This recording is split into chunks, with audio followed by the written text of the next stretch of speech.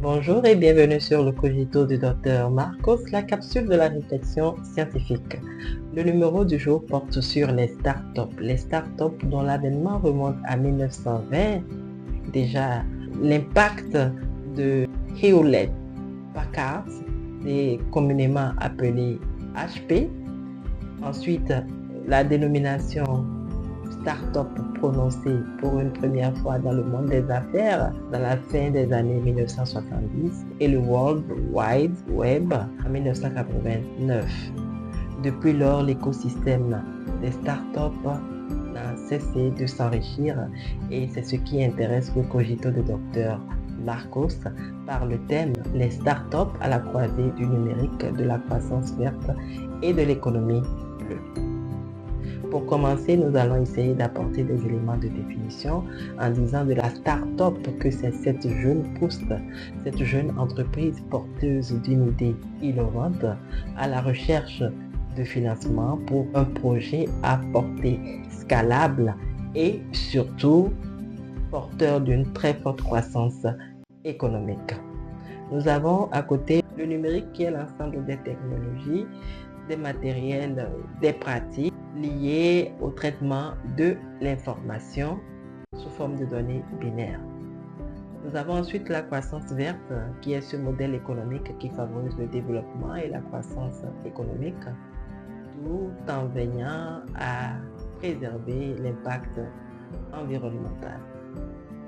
C'est ce qui fait la ressemblance entre la croissance verte et l'économie bleue, car l'économie bleue aussi est à la quête de la préservation du capital naturel, mais en lien avec les activités sectorielles liées à la mer, à l'océan, aux côtes.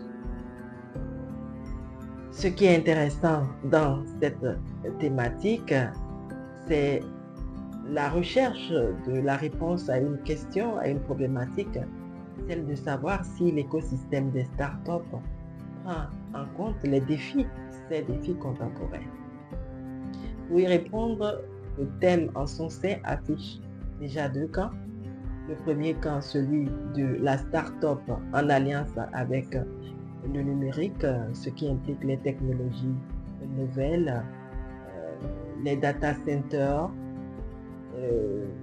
l'intelligence artificielle, le numérique dans son contenu et dans son contenant, qui forme le premier camp avec la start-up, et le deuxième camp, le numérique allié sur les questions de développement durable. En réalité, le premier camp montre un objectif de croissance économique, de développement, de progrès. Mais ce progrès implique certains impacts, notamment par exemple en ce qui concerne l'implantation des data centers, qui est vraiment budgétivore en termes d'utilisation d'énergie, par exemple, et qui vise quand même la croissance économique. On est en mesure de se demander si c'est seulement la croissance économique du point de vue capitaliste qui favorise le développement. Il y a les tenants de ce courant qui disent un peu comme saint Thomas que par rapport au développement rallié au capital naturel, aucune preuve palpable n'a encore été donnée et qu'il ne fera pas sans avoir vu. Et le second courant qui, à l'image de l'Organisation de coopération et de développement économique, voudrait que le développement et la croissance économique impliquent la préservation des ressources naturelles. Par rapport à ces deux courants, le cogito de Dr Marcos se positionne sur la base d'une figure mythique, celle de François Rabelais, qui dit que science sans conscience n'est que ruine de l'âme. Et ici, on pourrait ajouter que science sans conscience est non seulement ruine de l'âme, mais de l'environnement, car à quoi servirait une innovation destructrice du cadre qui pourrait le porter dans son espace et dans le temps.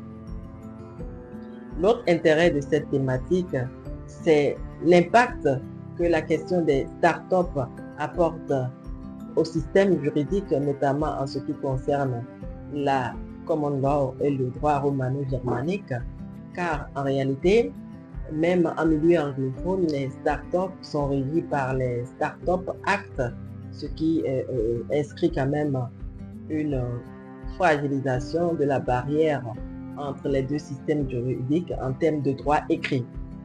L'autre impact est relevable au niveau communautaire, mais c'est plutôt une appréciation d'une dynamique concernant le droit OHADA, par exemple, qui a prévu la société par action simplifiée capable de régir très aisément les startups.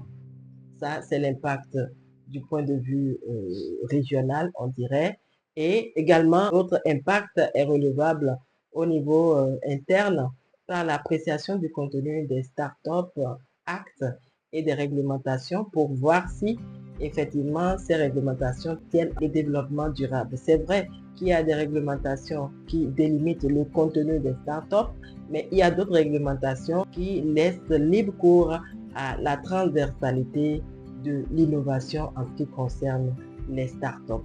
L'autre intérêt, c'est de voir comment un projet issu de la liberté individuelle, la manifestation d'une liberté individuelle ou collective peut se voir limité en ce qui concerne la préservation des intérêts communautaires, voire de l'ordre public. Une manière, par exemple, de promouvoir la protection des ressources naturelles, c'est de renforcer les Startup Act, les réglementations nationales en faisant la promotion, par exemple, de l'objectif mondial 30x30 en ce qui concerne les activités liées à l'océan, afin que les innovations puissent être orientées vers l'économie bleue ou la croissance verte. Ce serait aussi une manière d'apprécier du point de vue national les progrès que font les Startup Act et les réglementations nationales. Voilà ce que nous propose le Cogito de Dr Marcos. Merci d'avoir été là. À bientôt.